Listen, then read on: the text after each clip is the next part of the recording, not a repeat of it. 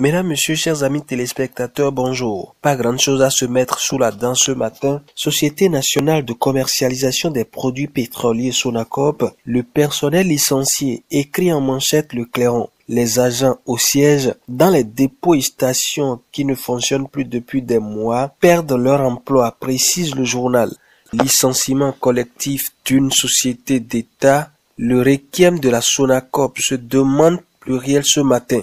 Fraternité aussi d'ajouter un licenciement collectif à la Sonacop. Autre information, 12 mois après son investiture au perchoir, les réformes audacieuses de Vlavonou font l'unanimité. Parlant de réformes, le clairon nous dit qu'il y en a de nombreuses. Réforme pour l'assainissement des finances. À la manchette du quotidien Matin Libre, on lit également en 1 de la 8e législature, le bilan de Vlavonou. Avec le matinal ce mercredi, on parle de notation A stable de l'agence Blomfield. L'économie béninoise toujours performante, nous apprend le journal. Mon confrère explique que dans un communiqué en date du 29 juin publié par le ministère de l'économie et des finances, l'agence souligne, outre la résilience économique du Bénin face à la fermeture des frontières nigérianes, une nette amélioration du climat des affaires. Suite aux nombreuses réformes, explique mon confrère Sport dans cette revue de presse,